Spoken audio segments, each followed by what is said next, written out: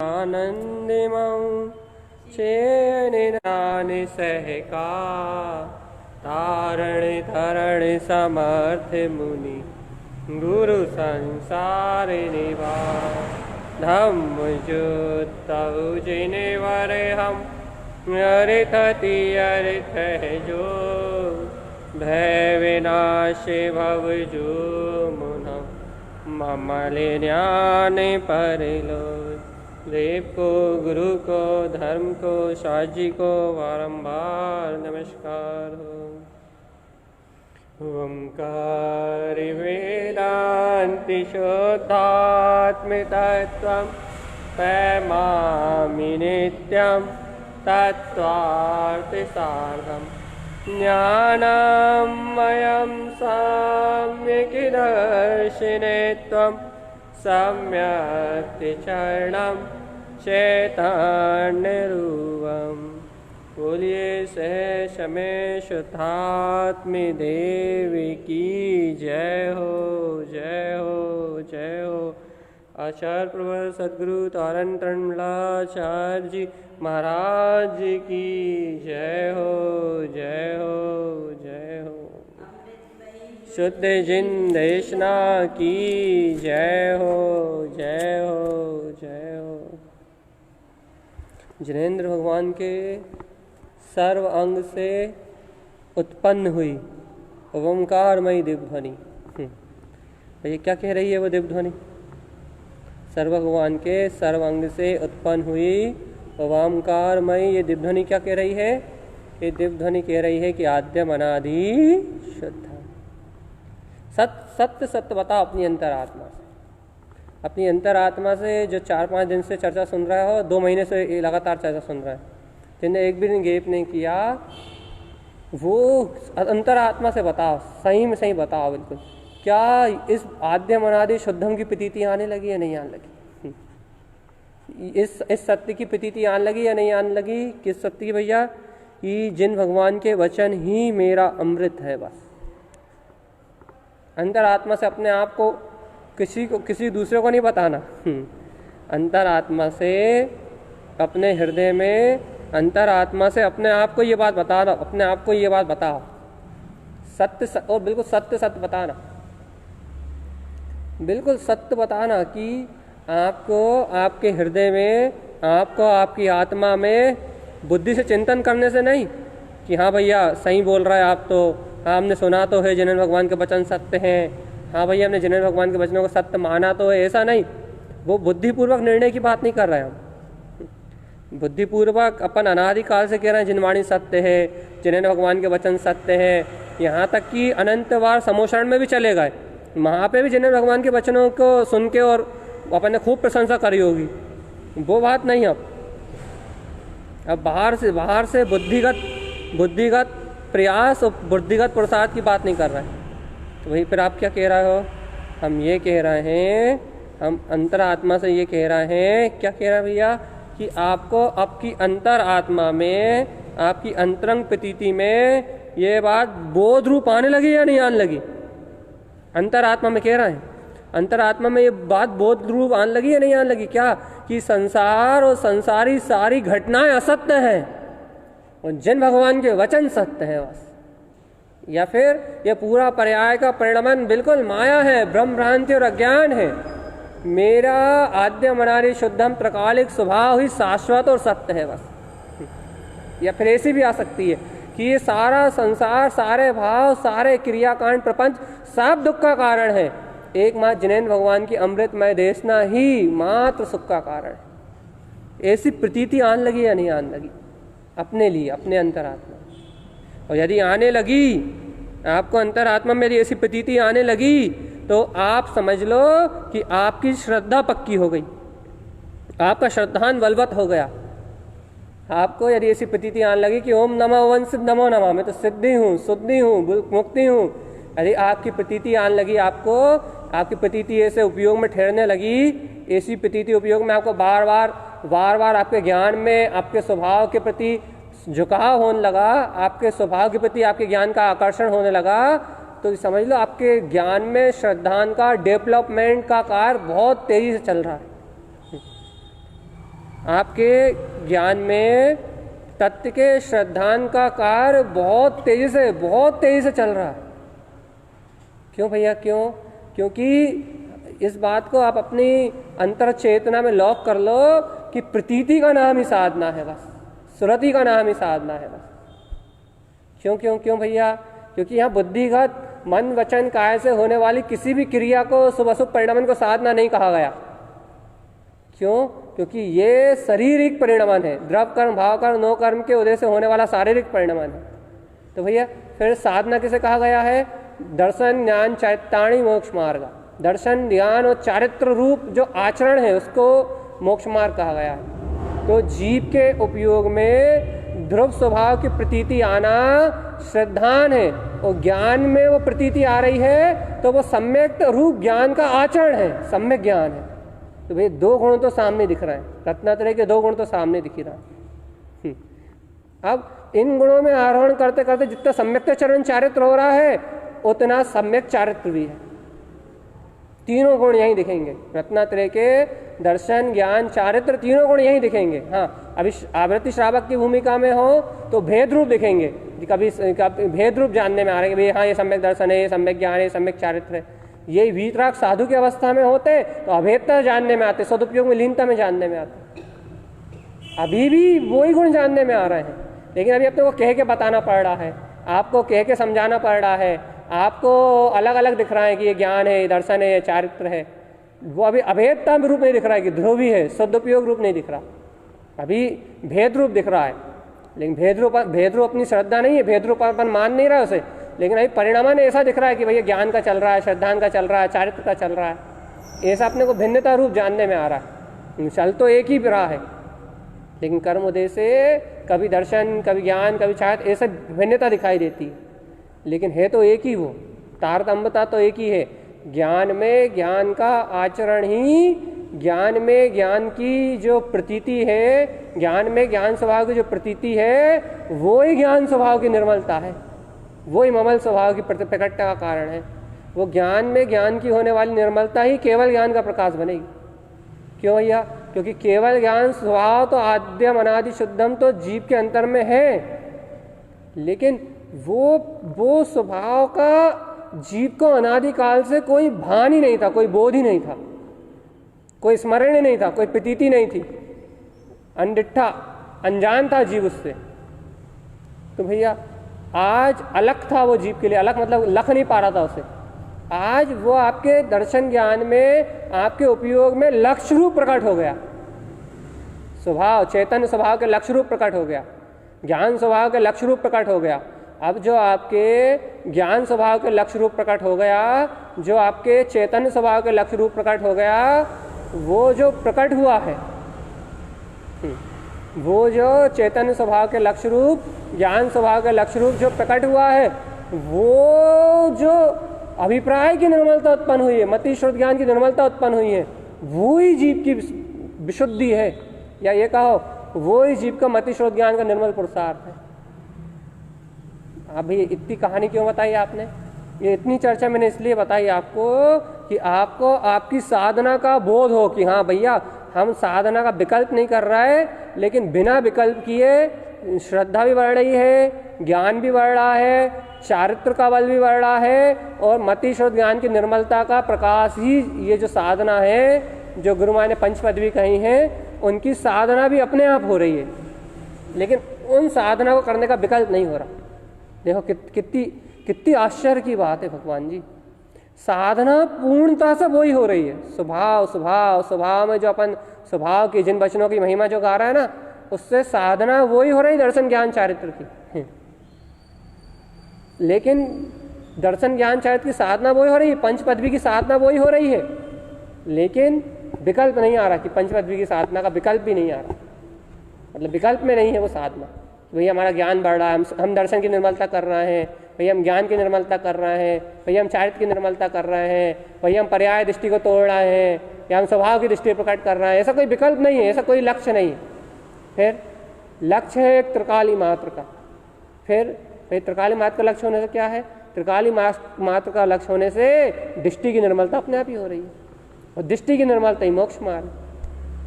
दृष्टि की शुद्धता ही मोक्ष मार्ग, दृष्टि का स्वभाव रूप हो जाना ही मोक्ष का मार्ग। हाँ तो भाई अब लाखवाद की बात क्या, पूरा सार कहाँ के रुक गया? पूर्णतः सार रूप क्या कह दिया भैया? भैया पूर्णतः सार रूप वही कहा जो इतने इनसे कह रहे हैं, क्या? जिन्वैणाम जयवंत। अब तो बताओ, इतना साधना के रहस्यों को जानने के बाद, इतनी अपनी आत्म साधना के रहस्य को जानने के बाद, अब तो अपनी अंतरात्मा से बताओ, अब तो अपनी अंतरात्मा से कह के बताओ कि हाँ वास्तव में मुझे मोक्ष का मार्ग अर्थात मुझे रत्नत्रय का मार्ग प्रशस्त हुआ। मेरी इस आत्मा को इस निष्कृष्ट पंचम काल में इन घर गृहस्थी पुत्र परिवार आदि संयोग के बीच में रहने के बाद भी मेरी आत्मा में रत्नत्रय का मार्ग प्रकट हुआ है। नहीं आया बहुमान भगवान जी कि इतने विपरीत पंचम काल में, जिसे लोग कह रहे हैं कली काल है, इतने विपरीत कली काल में और कहाँ विपरीत निमित्त और संयोगों के बीच में मेरी अंतरात्मा को रत्नत्रयमय वैभव प्रकट हुआ है, आद्यम अनादि शुद्धम, इसकी श्रद्धा प्रकट हो गई है।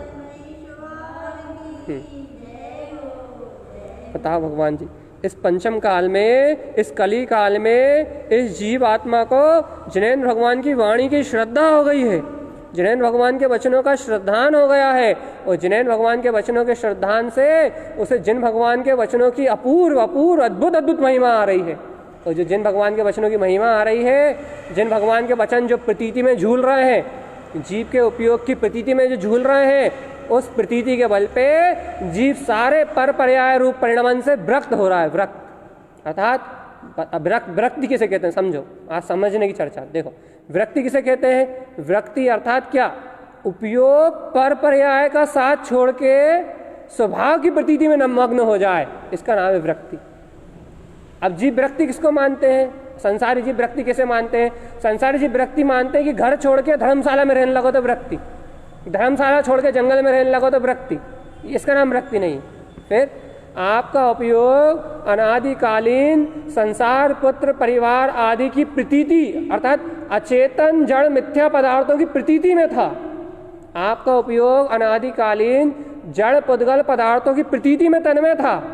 असत्य पुद्गल रूप पर्याय में एकत्र करके इंद्रिय विषय भोगों को ही सत्य मान रहा था, इंद्रिय विषय भोगों में ही लीन हो रहा था, और इस चतुर्गति 84 लाख योनि में होने वाले परिणमन को अर्थात जिस गति में गया उस रूप को ही अपना रूप स्वीकार कर रहा था। तो भैया क्या हो रहा था? ये जो जीव का परिणमन था, ये जो अनादिकालीन जीव का जो मिथ्या परिणमन था, ये जो अनादिकालीन मिथ्या परिणमन था, ये ही जीव का अनुराग था। काय से? पर पर्याय से। अनादिकालीन मिथ्या अनुराग, अनंत अनुबंधिक असाय, मिथ्या अनुराग था ये जीव का, मिथ्या दृष्टि था ये जीव। तो क्या था? मिथ्या दृष्टि था, तो इसे रत्नत्रय का वैभव प्रकट नहीं हुआ था। अब ये वैराग क्या है, विरक्ति क्या है?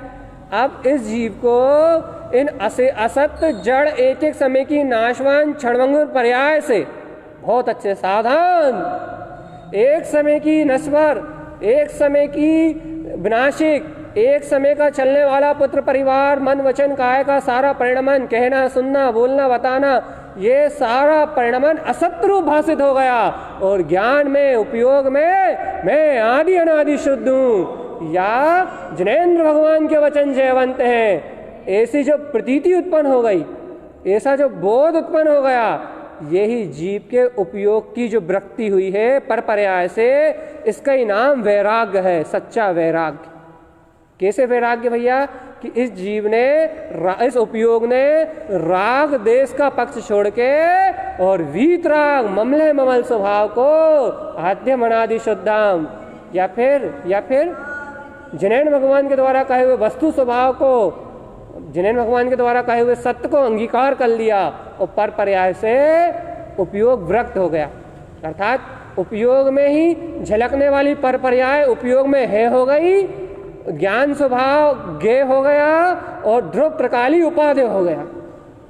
शास्त्रीय भाषा में, आगम की भाषा में, क्योंकि बहुत सारे लोग सुनते हैं ना, इसलिए आगम की भाषा में ये समझा दिया क्या कि ध्रुव प्रकाली उपयोग में उपादेय हो गया, ज्ञान में ज्ञान स्वभाव गे हो गया, रत्नत्रय की साधना गे हो गई, और जितनी भी पर पर्याय एक समय की नस्वर पर्याय है वो सारी की सारी पर्याय उनका जीव साक्षी हो गया, वो जीव के ज्ञान में है हो गई। उनसे कुछ ना लेना, ना उनसे कोई राग, ना उनसे कोई देश, ना उनसे कोई ममत्व, ना उनसे कोई गिलानी, ना उनसे कोई प्रीति।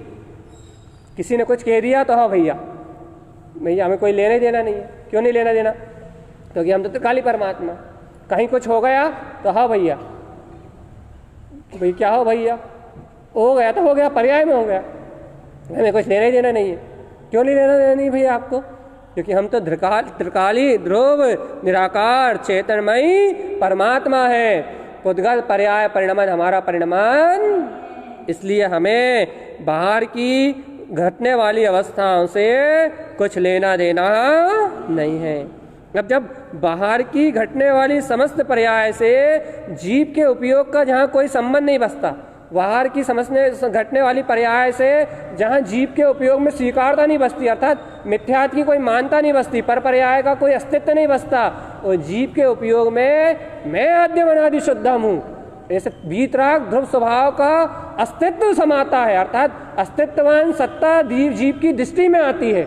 अस्तित्ववान सत्ता का जिन वचनों का जीव के हृदय में बहुमान आता है, अस्तित्ववान स्वभाव जीव के उपयोग में प्रतीति रूप बरतता है, उस समय जीव पर पर्याय से विरक्त और स्वभाव में अनुरक्त कहलाता है। और स्वभाव में अनुरक्त जीव का उपयोगी मोक्ष मार्ग, स्वभाव में अनुरक्त जीव का उपयोगी मोक्ष मार्ग है, जीव की दृष्टि मोक्ष मार्ग है, या जीव का ज्ञान ही मोक्ष मार्ग है। आप जहाँ से पकड़ सकते हो वहाँ से पकड़ लो। आपकी श्रद्धा ज्ञान की जो निर्मलता है वही मोक्ष मार्ग है। भैया हमें हो रही है नहीं हो रही, आप बताओ, आपको जिन वचन रुच रहा है नहीं रुच रहा है? भैया हमें हो रही नहीं हो रही ऐसी निर्मलता? आप बताओ आद्यम अनादि शुद्धम की प्रतीति कितनी गाढ़ आ रही है आपको, आपके स्वभाव में निशंकता कितनी बढ़ गई, कितने निर्भय होकर कह रहा हो कि हाँ ध्रुव ही हूँ मैं, ध्रुवी हूँ मैं, ध्रुवी हूँ मैं, पर पर्याय परिणमन का कर्ता भोक्ता नहीं हूँ मैं, ध्रुवी हूँ मैं, ध्रुव मात्र ध्रुव। कितनी अंतरात्मा की ललकार आ रही बता, कितनी अंतरात्मा की हुंकार आ रही बता कि मैं तो ध्रुवी हूँ, ध्रुव आद्यम अनादि शुद्धम ही मेरा स्वभाव है। जिन भगवान के वचन ही जयवंत है, वीतराग मेरा ममल स्वभाव ही जयवंत है।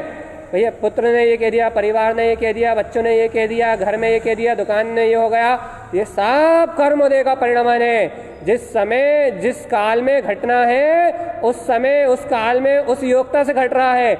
मेरा इस चैतन्यमय स्वभाव का, मेरे चैतन्यमय उपयोग का, मेरी आद्यम अनादि शुद्धमय चेतना का इस पर पर्याय से कोई अनुराग नहीं है, कोई ममत्व नहीं है। ये तो एक समय की घटना है, इससे मेरा कोई संबंध नहीं है। मैं तो वीतराग ममल स्वभाव तिंकोत्कीर्ण धो परमात्मा ही मेरा अनादि निधन संबंध, मेरे अनादि निधन गुप्त ज्ञायक स्वभाव से ही अनादिकालीन है, अनादि तक रहेगा। क्यों? क्योंकि मेरी चेतना, मेरी शुद्ध चेतना, मेरा शुद्ध जयवंत स्वभाव, कभी मेरी चेतना, मेरा शुद्ध जयवंत स्वभाव कभी मेरी आत्मा से अलग हुआ ही नहीं। स्वीकार है या नहीं?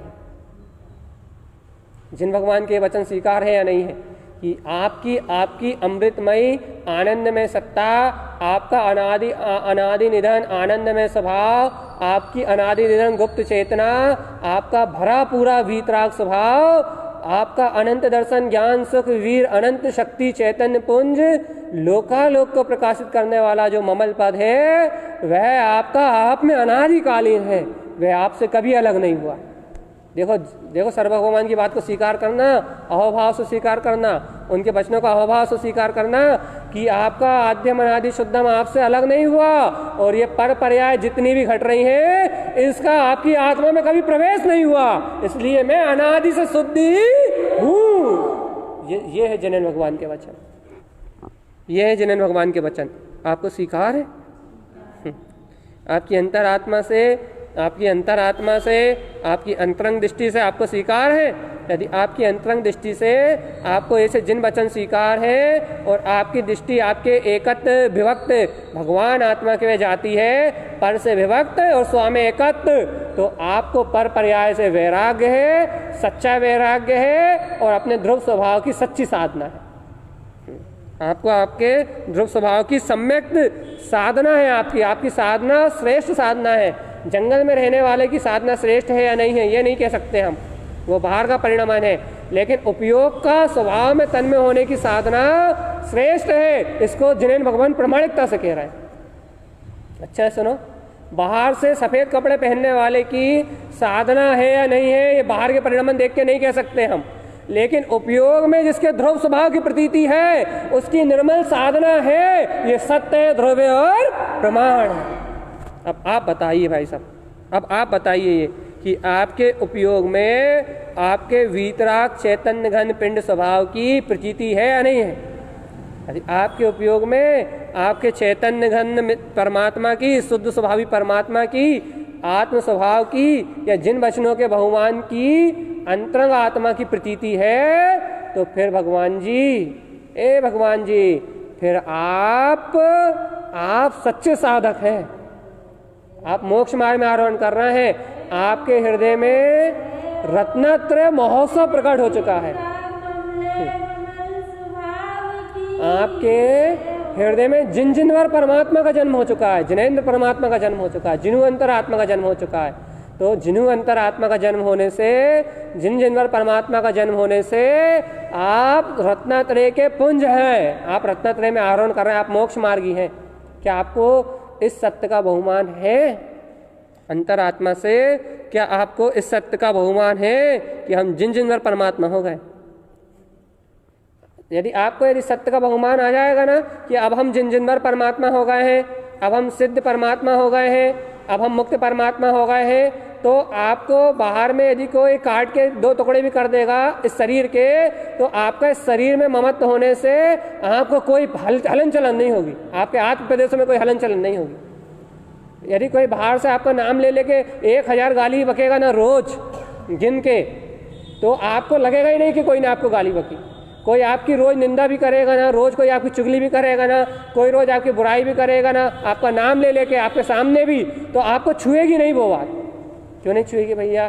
क्योंकि मन वचन काय मैं नहीं हूँ, मन वचन काय मेरा परिणाम नहीं है। कोई भी निंदा बुराई चुगली करेगा तो मेरे संस्कारों की करेगा, मेरे परिणामन की करेगा, लेकिन मैं तो आद्यम अनादि शुद्धम हूँ। जब परिणामन मेरा नहीं है तो परिणामन की प्रशंसा भी मेरी नहीं है और परिणामन की निंदा भी मेरी नहीं है। ज्ञानियों के लिए है, लेकिन ये बात संसारियों के लिए नहीं, ज्ञानियों के लिए है ये बात, ज्ञानी जीवों के लिए है ये बात। ये बात साधारण श्रावकों के लिए भी नहीं, साधारण श्रावकों के लिए भी नहीं है ये बात, क्योंकि वो इस बात को नहीं पी पाएंगे, इस बात की गहराई को नहीं पी पाएंगे। ये बात उनके लिए है जो ज्ञान की अनंत गहराई में उतर चुके। क्योंकि वो पर्याय के परिणामन के क्षेत्र से ऊपर उड़ गए। तो अब कोई उनकी निंदा करेगा तो उन्हें निंदा का प्रभाव नहीं पड़ेगा, और कोई उनकी प्रशंसा करेगा तो उन्हें प्रशंसा का प्रभाव नहीं पड़ेगा। क्यों? क्योंकि वो दोषों से, उनका ज्ञान दोषों से और दोषों के परिणामन से स्वयं के दोषों को देखना ही बंद कर चुका है और पर के दोषों को देखना ही बन चुका है। और जहाँ दोष दृष्टि मिला जाती है, जहाँ पर दोषों को, पर्याय के दोषों को देखने की दृष्टि मिला जाती है, वहाँ कोई प्रशंसा करे या कोई स्तुति करे या कोई आपका परिहार करे, कोई आपका परिहास करे, तो कहने में, सुनने में कोई भी द्वंद्व उत्पन्न नहीं होता। कोई स्तुति करे आपकी या कोई आपका परिहार करे, लेकिन कोई भी फर्क नहीं पड़ता। क्यों नहीं फर्क पड़ता? क्योंकि ज्ञान ने पर्याय से भिन्न कर लिया ना अपने आप को। ज्ञान पर्याय परिणामन से भिन्न हो गया ना, इसलिए उसे बाहर के परिणामन से कोई फर्क नहीं पड़ता। तो जब तक अज्ञानता है, मन में एकत्व है, देह आदि में एकत्व है, तो फिर कोई निंदा करे तो कोई आपको अपशब्द कहे तो आपको तत्काल वेदना होगी, और यदि कोई प्रशंसा करे, कोई आपकी तारीफ करे, कोई आपकी अनुमोदना करे, आपके यथा संस्कारों में एकत्र रहेगा तो बात हो रही, तो आपको तुरंत प्रसन्नता होने लगेगी। क्यों? क्योंकि आपके संस्कारों के अनुरूप परिणामन चलेगा तो आप खुश हो जाओगे। आपके संस्कारों का विपरीत परिणामन चलेगा तो आप तत्काल रोष को प्राप्त हो जाओगे।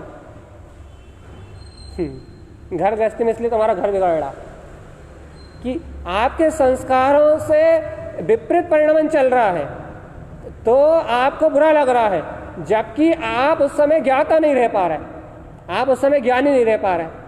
आप उस समय अपने आप को उस परिणमन से भिन्न नहीं रख पा रहे, आप उस समय अपने परिणमन को अलग नहीं कर पा रहे।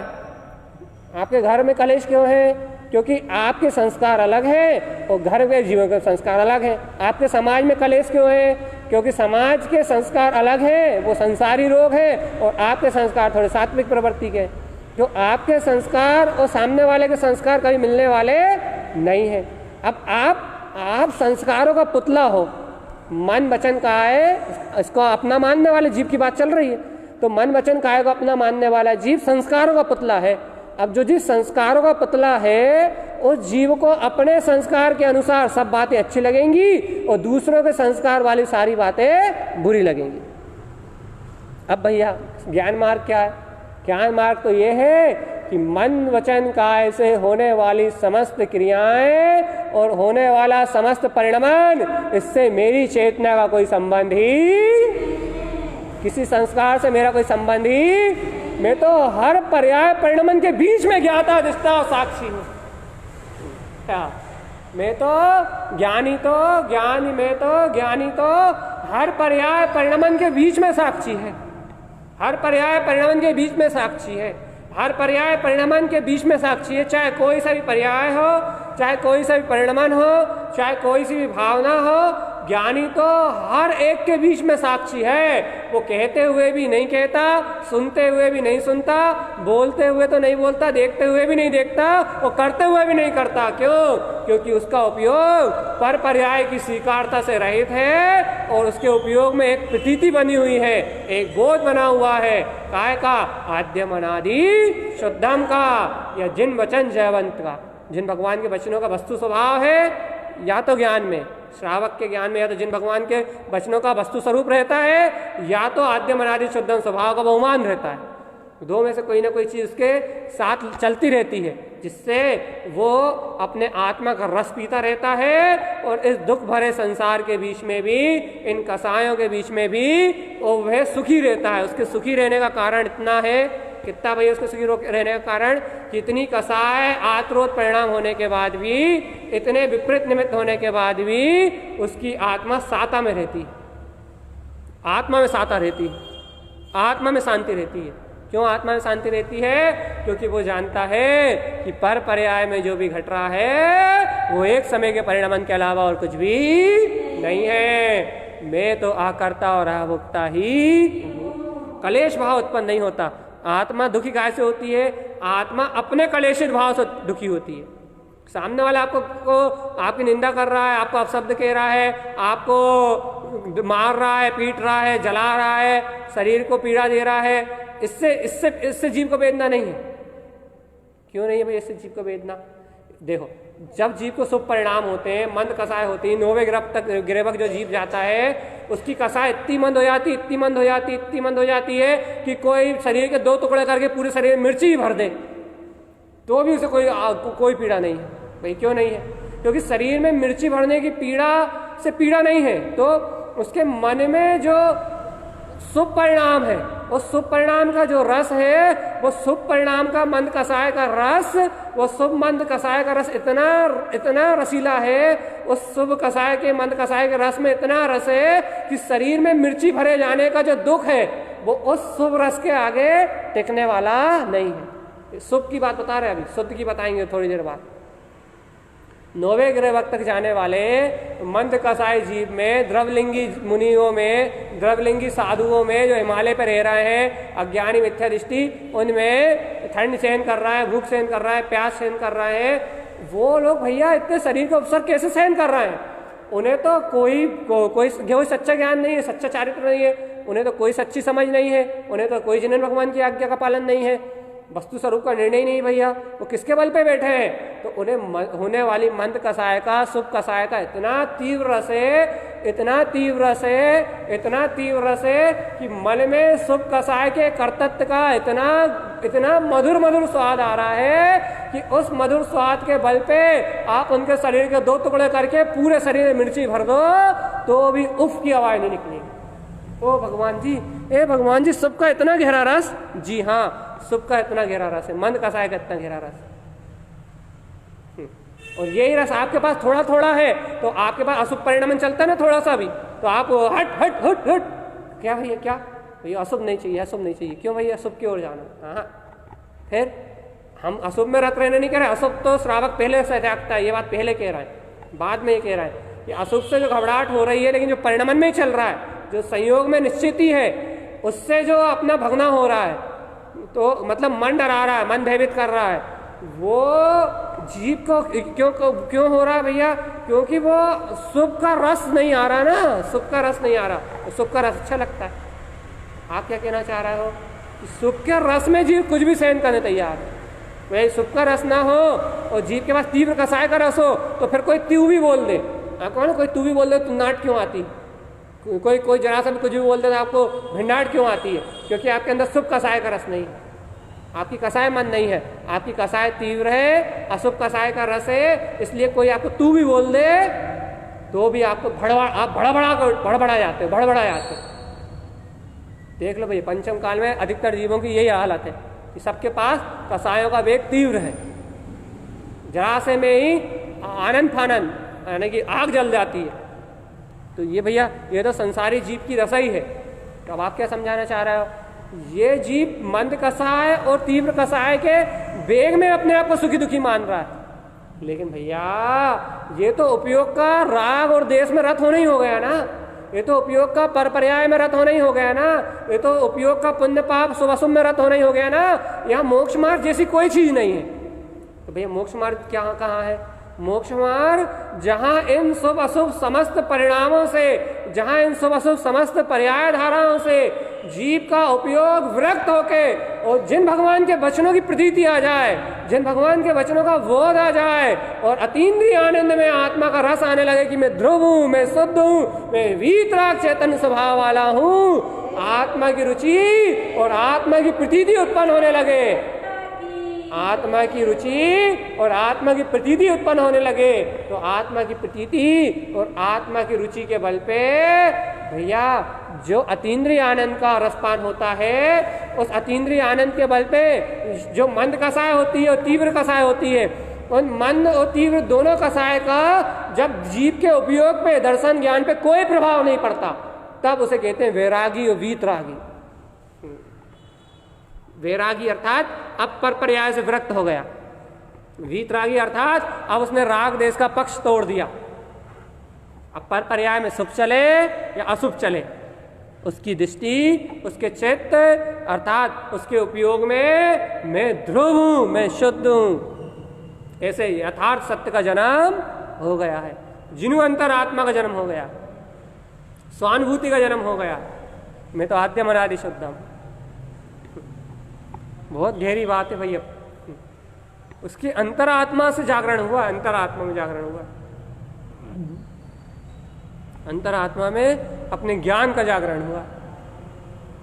ये कोई भव्य जीव के अंदर ही होता है ऐसा जागरण, जहाँ शुभ अशुभ के परिणमन से, भाव विभाव के परिणमन से ऊपर उठ के, भाव विभाव कसाय आदि के शुभ अशुभ कसाय के परिणमन से ऊपर उठ के कोई भव्य आत्मा अपने आत्म स्वभाव मात्र की प्रीति कर ले, आत्म स्वभाव मात्र से प्रेम कर ले, आत्म स्वभाव मात्र को अंगीकार करके बाकी सारे दुख को, सारे पर्याय परिणमन को, सारे एक एक समय के अनादिकालीन जन्म मरण की वेदना को भूल जाए।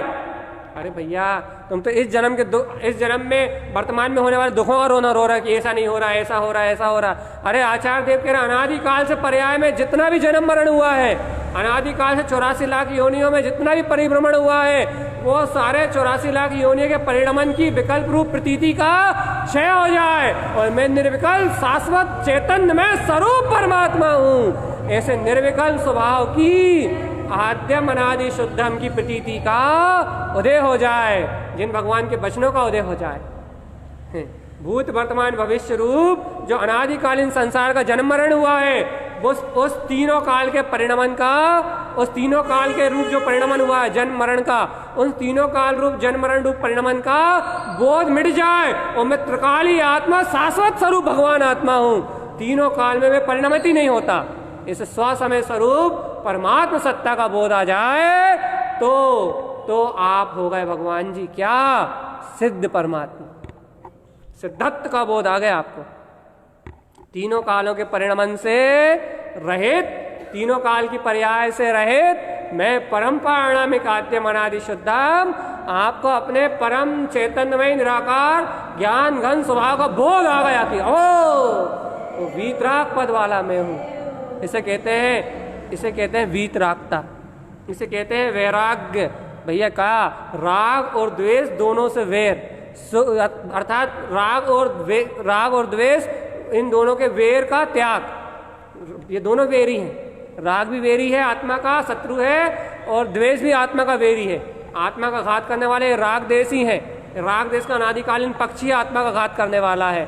जहां वैराग आता है वहां राग और वैर दोनों से जीव की परिणति विरक्त हो जाती है, और जहां राग और द्वेष दोनों से जीव की परिणति विरक्त हो जाती है वहां आद्यम अनादि शुद्धम का बोध स्वसमय परमात्मा की वर्तना नियम से होती ही है। काय की वर्तना भैया? स्वसमय परमात्मा की वर्तना, पर पर्याय की वर्तना नहीं, स्वसमय सिद्धत्व की वर्तना कि मैं तो सिद्धि हूं, सिद्धि हूं, सिद्धि हूं, सिद्धि हूं, सिद्धि हूं। भैया संस्कारों का परिणाम अच्छा नहीं लग रहा हमें, ये भैया ऐसा क्यों हो रहा हमारे साथ, ऐसा क्यों हो रहा हमारे साथ? भैया जैसे कर्म माने वैसा हो रहा है, और तुम्हारे साथ हो रहा मतलब तुम शरीर को अपना मानते हो, संस्कारों को अपना मानते हो, संयोगों को अपना मानते हो। तुम सिद्धत्व में मैं कहाँ हूँ? शुद्धत्व में कहाँ हूँ? सिद्धत्व में, शुद्धत्व में, ब्रह्मत्व में। आत्मस्थ कहाँ हो तुम? आत्मस्थ, आत्मा में मस्त, आत्मा में स्थित कहाँ हो तुम? तुम तो पर पर्याय परिणमन को देख रहे हो भैया, एक एक समय के परिणमन को देख रहे हो भैया, एक एक समय के परिणमन की चर्चा कर रहे हो भैया, एक एक समय के परिणमन को बदलने की बात कह रहे हो भैया, एक एक समय के परिणमन की चर्चा कर रहे हो आप। इसका अर्थ ये है कि आप आत्मस्थ नहीं हो, आपको परम पारणामिक ध्रुव स्वभाव की श्रद्धा नहीं है, आपको पर्याय अतीत परमात्मा की श्रद्धा नहीं है, आपको परिपूर्ण चैतन्यमय निराकार वीतराग तत्व की श्रद्धा नहीं है, आपके चित्त में चैतन्य चिदानंद स्वभाव की दृष्टि नहीं है। अच्छा अंतरात्मा से बताओ, चिदानंद चिदानंद चिदानंद और चिदानंद, ये चिदानंद मेरा स्वरूप है, इस चिदानंद की दृष्टि है आपके पास? चैतन्य का आनंद नहीं है भैया। हम तो दुखी होते रहते हैं, काय में भैया? भाई कच्चू ना कच्चू हो ही जाते, हम तो दुखी रहते हैं, हमारो मन तो डरो रहते, हम तो घबराए से रहते हैं। ए भैया जी, अर्थात आपका चिदानंद की दृष्टि नहीं मतलब आपके पास चिदानंद की दृष्टि नहीं है, चिदानंद स्वभाव की दृष्टि नहीं है। भैया जब तक चिदानंद स्वभाव की दृष्टि नहीं है, जब तक दृष्टि में चिदानंद स्वभाव नहीं है, जब तक उपयोग में ध्रुव स्वभाव का बोध नहीं है, तब तक भगवान जी आपको मन भय है, और जब तक आपको मन भय है, मन भय और दृष्टि भय है, तब तक आपकी साधना परफेक्ट नहीं, आपकी श्रद्धा परफेक्ट नहीं है। और जब तक श्रद्धा परफेक्ट नहीं है भगवान जी, तो ये समझ लो आपका जीव 84 लाख योनियों में कहीं भी डूब सकता है, कहीं भी डूब सकता है, कहीं भी डूब सकती है आपकी आत्मा। आपकी आत्मा इन चतुर्गति 84 लाख योनियों में कहीं भी गोते लगा सकती है। आपकी आत्मा नरक निगोद भी जा सकती है अभी। क्यों? क्योंकि आपको आपकी प्रभुता का बोध नहीं है, आपको आपकी प्रभुता का बहुमान नहीं है, आपको आपकी है सत्ता का बहुमान नहीं है। तो भैया फिर क्या करें हम? अनबोध ना करो जिन बच्चों की, और संकल्प लो, कल भी संकल्प दिया था नहीं लिया था? भगवान मैं संसारी जीवों के वचनों को नहीं सुनूंगा, मैं माँ जिन भगवान के वचनों को सुनूंगा, अंदर से स्वीकार करूंगा, जिन भगवान के वचनों की स्वीकारता करूंगा, मैं संसारी जीवों के वचनों को बिल्कुल नहीं देखूंगा, संसारी जीवों की ओर बिल्कुल नहीं देखूंगा, संसारी जीवों को बिल्कुल नहीं मानूंगा, संसारी जीवों की ओर एक समय के लिए भी अपनी दृष्टि नहीं करूंगा। मैं तो ध्रुव चैतन्य स्वभाव की ओर ही देखूंगा, ध्रुव स्वभाव को ही जानूंगा, और ध्रुव चैतन्य स्वभाव को ही पहचानूंगा। इसके अलावा, जिन वचनों के अलावा मेरा सुख, मेरा आनंद कहीं भी नहीं है। आपका संकल्प कितना पक्का? आपकी श्रद्धा कितनी पक्की है? जिन भगवान के वचनों के प्रति चिदानंद चिदानंद चिदानंद और चिदानंद, ऐसे चिदानंद में स्वभाव की दृष्टि आपकी कितनी पक्की है श्रद्धा? बताइए आपकी श्रद्धा कितनी पक्की है? मैं तो चिदानंदी हूँ, चिदानंदी हूँ, चिदानंद ही हूँ, चिदानंदी हूँ, चिदानंदी हूँ, चिदानंदी हूँ, चिदानंदी हूँ, चिदानंदी हूँ। और मात्र चिदानंद ही हूँ। कितनी पक्की दृष्टि है आपकी, कितनी निर्भयता है आपको। जितनी निर्भयता है आपको, जितनी चिदानंद स्वभाव की दृष्टि है, उतना समझ लो कम क्षय, कर्मों का क्षय अपने आप ही हो। कम्मम क्षय, ज्ञान स्वभाव की दृष्टि जितनी पक्की है उतना ही कर्मों का क्षय है। क्यों? क्योंकि उतने समय आपका उपयोग ध्रुव में रमण कर रहा है, उतने समय आपका उपयोग शुद्ध में रमण कर रहा है, उतने समय आपका उपयोग चेतनमयी रत्नत्रय स्वभाव में रमण कर रहा है, रत्नत्रय स्वभाव से अलंकृत है। और जितने समय आपके उपयोग में रत्नत्रय स्वभाव का अलंकरण है, स्वभाव से एकत्र है, कम कृपनम, सारे कर्म क्षय हो रहे हैं। अनंत संसार क्षय हो रहा है भगवान।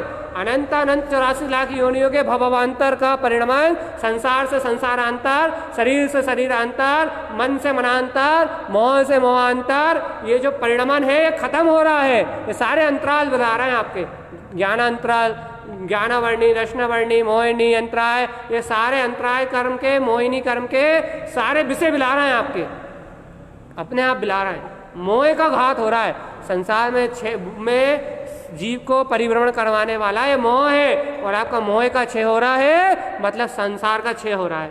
मोह का क्षय हो रहा है मतलब छायक सम्यक दर्शन की प्रकटता हो रही है, छायक सम्यक दर्शन का उदय हो रहा है, छायक सम्यक दर्शन आपके जीवन में आ रहा है। आप बताइए भगवान जी, छायक सम्यक का मार्ग बन रहा है आपका, कर्मों को क्षय करके और वीतराग स्वभाव में आरोहण करने का मार्ग बन रहा है आपका। किससे? सम्यक शुद्धम हृदय ममस्तम, शुद्ध सम्यक की अनुमोदना से, शुद्ध सम्यक की अनुमोदना से, जय जयवंतकारी जयवंत स्वभाव की अनुमोदना से आपका निर्वाण का मार्ग बन रहा है भगवान जी। अब बताओ, अब काय की चिंता है आपको? भैया अंतरात्मा से बोलना और जैन भगवान की सौगंध खा के बोलना, जिनवाणी की शपथ लेके बोलना, अंतरात्मा से बोलना कि भगवान जी हमें आज से इस पल से किसी की चिंता नहीं है। क्यों नहीं है भैया? क्योंकि हम तो आद्यम अनादि शुद्धम है, पर पर्याय परिणामन मेरा नहीं है। वो ही बोल पाएगा अंतरात्मा से। कौन? जिसको इतना जिन वचनों का श्रद्धान होगा। क्यों भैया, हम क्यों नहीं बोल पाएंगे? आप इसलिए नहीं बोल पाओगे कि आप मन से दबे हो, बुद्धि से दबे हो, परिणामन से दबे हो, पर्याय से दबे हो, इसलिए आपकी अंतरात्मा नहीं बोलेगी। क्यों भैया? हमने शपथ लेके बोल दी और हम नहीं रह पाए दृढ़, तो मन घबराएगा, विकल्प होंगे। भैया नहीं हो रहा है ना, हमें दृढ़ है ना, दृढ़ चित्र है ना, सही में नहीं है पर्याय परिणामन मेरा, सही में नहीं है भाव विभाव मेरा, सही में नहीं है कसाय भाव धारा मेरी। मैं तो ध्रुव हूँ, शुद्ध हूँ, मुक्त हूँ, वीतराग में हूँ, ज्ञान विज्ञान में स्वभाव वाला हूँ। मेरा पर से पुद्गल पर्याय परिणामन से कोई भी संबंध नहीं है। इतना अंदरूनी विश्वास हो, इतना अंदरूनी विश्वास हो, इतनी अंदरूनी श्रद्धा हो आपकी। यदि इतनी अंदरूनी श्रद्धा होगी, इतनी अंदरूनी भावना होगी आपके अंतरंग में, इतनी अंदरूनी आपके अंदर में प्रतीति होगी सत्य की, तो 3 काल में और 3 लोक में कोई भी कर्म ऐसा नहीं है जो आपको भ्रमित कर सके, कोई भी भाव ऐसा नहीं है जो आपको डरा सके, कोई भी मन की ऊंची नीची अवस्था ऐसी नहीं है जो आपके ज्ञान में अंतराल डाल सके।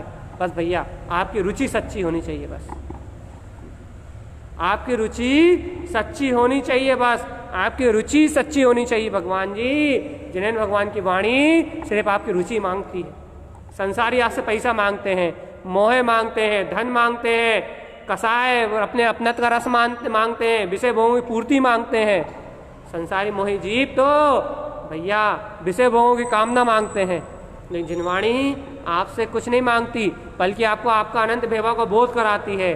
पर जिनवाणी यहाँ से इतना कहती है कि आपको आपके सुखी होने की रुचि होना चाहिए। बस आपको आपके परमात्म स्वभाव के होने का जो स्वभाव है, अर्थात जो आपका परमात्म स्वभाव है उसके होने का बोध होना चाहिए। बस जिनवाणी कहती है आपको आपका स्वाभिमान होना चाहिए। बस आपके पास जो पामरता है ना, अनादिकालीन भिखमंगापना, पर्याय से भीख मांगते मांगते पूरा संसार निकल गया ना अनादिकालीन, आपके पास आपका भिखमंगापना नहीं होना चाहिए। फिर क्या होना चाहिए?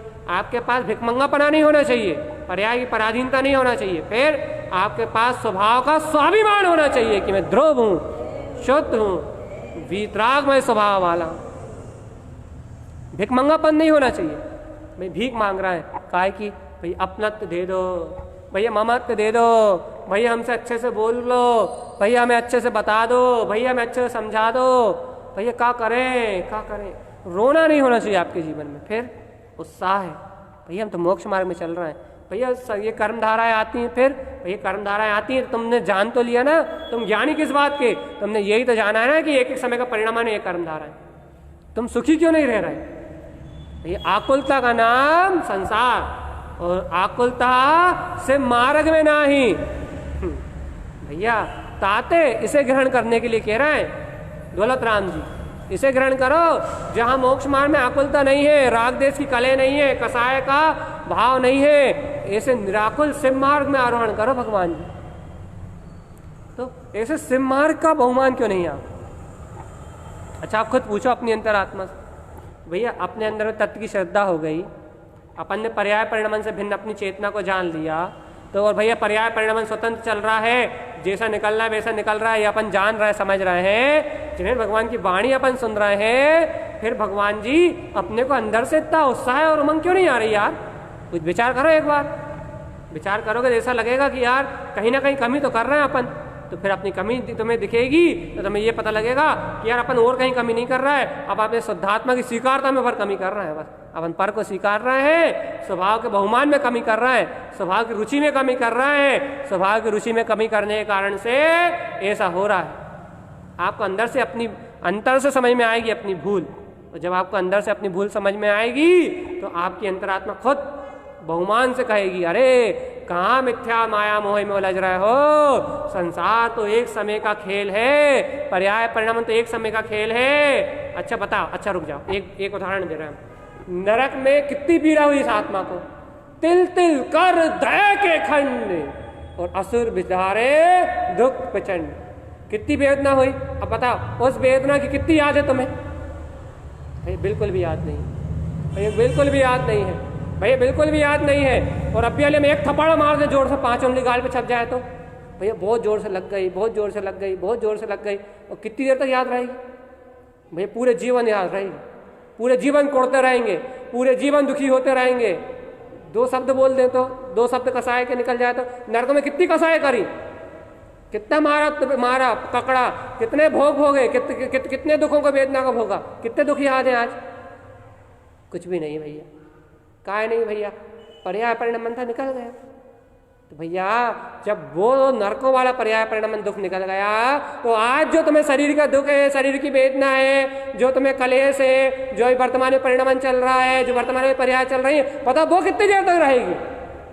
वो भी एक समय की भैया, वो भी बीत रहा है, लेकिन तुम उसे अपने स्मरण में बना के रखे हो ना, तुम उसे अपनी स्वीकारता में बना के रखे हो ना, इसलिए तुम्हें दुख है। भैया जब नरकों की वेदना याद नहीं है, तो ये वर्तमान शरीर की थोड़ी बहुत वेदना किसको याद रहने वाली।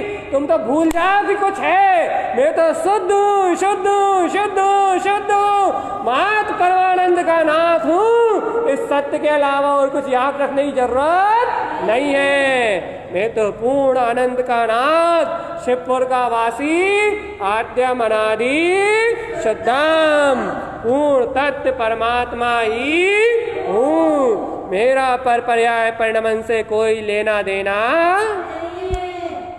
पक्का। याद रखना भगवान जी कि भगवान जी जब नरकों जैसी असहनीय वेदना का स्मरण नहीं है, तो ये घर के छोटे मोटे प्रपंच, छोटा मोटा राग, छोटे मोटे भोग, देव गति के भोग याद नहीं है, ये छोटे मोटे भोग, ये छोटे मोटे कसाय के परिणाम, ये छोटी मोटी राग देश की धाराएं, ये छोटे मोटे मन की इच्छाएं, कामनाएं, वासनाएं, जो परिणाम चल रहे हैं, संस्कार, भैया हमारे मन में अशुभ संस्कार चल रहा है, हमारे मन में कसाय चल रही है, हमारे मन में भोग के परिणाम चल रहा है, तो भैया तो छोटा मोटा है। जब देव गति के भोग याद नहीं है, नरकों के दुख याद नहीं है, अनादिकालीन 84 लाख योनियों का परिणाम याद नहीं है, तो तुम्हें ये जीवन में घटने वाला वर्तमान संयोग कहाँ याद रहने वाला है। सब एक समय के पर्याय के साथ बिला रहा है, सब एक समय के परिणाम के साथ बिला रहा है, सारे कर्म उदय में आके क्षय हो रहे हैं, लेकिन मेरा आद्यम अनादि शुद्धम तो जयवंत था, जयवंत है और जयवंत ही रहेगा। मेरा सुख तो मुझ में ही अनंत सुख रूप बरत रहा है। इसलिए भैया किसी दुख से मेरी आत्मा का कोई प्रभाव होने वाला, किसी पर्याय परिणमन से मेरा सुख दुख होने वाला किसी परिणाम से मैं सुखी दुखी होने वाला, मैं तो आद्यम अनादि शुद्ध था, शुद्ध हूँ और अनंत काल तक शुद्ध ही। मेरा किसी भी पुद्गल पर्याय से किंचित मात्र भी कोई संबंध नहीं है। सही में या मजाक में?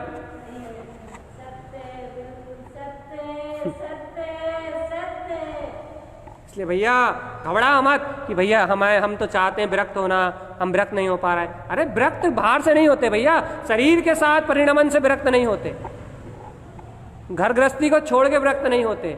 फिर घर गृहस्थी में रहते हुए, कर्म धाराओं के बीच में रहते हुए कर्म धाराओं से दृष्टि विरक्त हो जाए, कर्म धाराओं की रुचि ना बचे, इसका नाम विरक्ति है। कहीं तुम किसी से दो मीठे शब्द बोल लोगे तो तुम अनुरागी थोड़े कहलाओगे। मान लो मैं आपसे जय जनन हंस के जय जनन कर लूं, अमित भैया कितने रागी हैं, इतने हंस के जय जनन कर रहे हैं। अरे हंस के जय जनन करने से रागी थोड़े ना हो जाऊंगा भगवान में। तो फिर या तुम्हें देख के मुंह फेर के भग जाऊं तो भैया देखो कितने बैरागी हैं। अरे तुम्हें देख के मुंह फेर के भगने से बैरागी थोड़ी ना होऊंगा भैया मैं। फिर भैया पर पर्याय से, पर परिणमन से मैं भिन्न हूं, ऐसी भिन्नता मेरे पास हो तो मैं वैरागी कहलाऊंगा दत्ता जी। या फिर शरीर आदि के परिणमन चलते समय भी मेरी दृष्टि भिन्न हो तो मेरे को भिन्नत्व कहलाएगा भैया जी। इसलिए शरीर और संयोग के परिणमन को बदलने से पहले अपनी दृष्टि को बदल के बताओ, अपनी अंतरात्मा की रुचि को बदल के बताओ, अपनी रुचि को सम्यक्त करके बताओ। पर्याय परिणमन तो बदलाएगा ही, वैराग आदि की दशा तो आएंगी बाद में। पहले अपना श्रद्धांत तो बदल के बताओ, पहले अपना ज्ञान तो पलट के बताओ, पहले अपना आनंद में डूब के तो बताओ, उपयोग के आनंद में लीन होके तो बताओ कि अहो आनंदम आनंदम आनंदम और आनंदम, आनंद के अलावा और कुछ भी नहीं। पहले आनंद में डूब के तो बताओ। आनंद में डूब नहीं रहा है, सुख में डूब नहीं रहा है। अनादिकालीन जो शुद्ध चैतन्यमय सत्ता है, उस शुद्ध चैतन्यमय अतीन्द्रिय आनंद का रस तो तुम्हें आ नहीं रहा। अब तुम कहते रहो कि भैया क्या करें, रोते रहो, क्या होने वाला डूब पा नहीं रहे तुम, समा पा नहीं रहे। डूब मतलब दृष्टि की बात करें, दृष्टि के चिदानंद की दृष्टि, चिदानंद में तुम्हारी दृष्टि लीन नहीं हो रही, चिदानंद में तुम्हारा उपयोग लीन नहीं हो रहा, चिदानंद का आनंद तुम्हें आ नहीं रहा, स्वभाव की तुम्हें रुचि लग नहीं रही। तुम कहो कि संसार छूट जाए, कैसे छूट जाए? जैसी कर्मधारा बंधी है वैसी उदय में आएगी। कर्मधारा को पलटने वाला कोई भी नहीं है। जैसी मन वचन काय की धाराएं हैं वैसे भाव का, क्रिया का, संयोग का परिणमन घटेगा। अर्थात द्रव कर्म, भाव कर्म, नो कर्म अपनी योग्यता अनुसार चलेंगे, लेकिन मेरा इनसे कोई संबंध। ऐसी श्रद्धा और ऐसा विश्वास,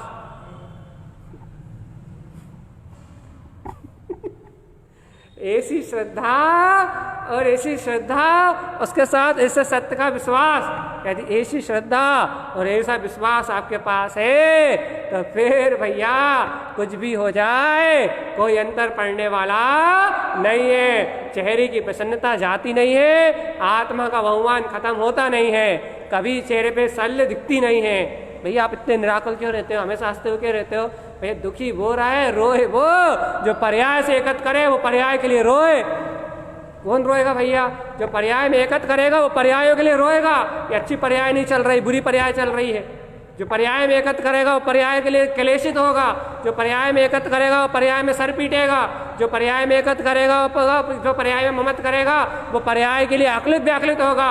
और जो पर्याय से एकत्र ही नहीं करेगा, जो पर्याय से जुड़ेगा ही नहीं, जो पर्याय से अपनति नहीं करेगा, जो पर्याय परिणमन को अपना मानेगा ही नहीं, उसको तो कोई रोना धोना है ही नहीं। क्यों?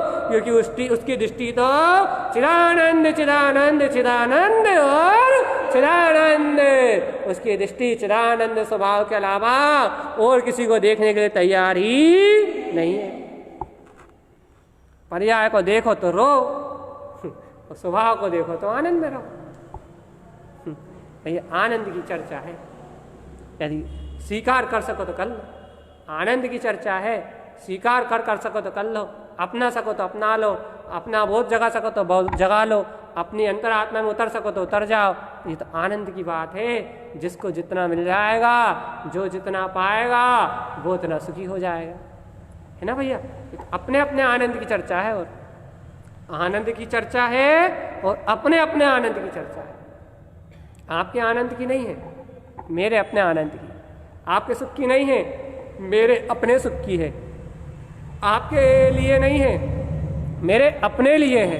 ये तो अपने आनंद की चर्चा है, अपने लिए है, अपने स्वभाव के लिए है। यदि आपको रुचे, यदि आपको रुचे तो भैया आप आनंद में रहिए।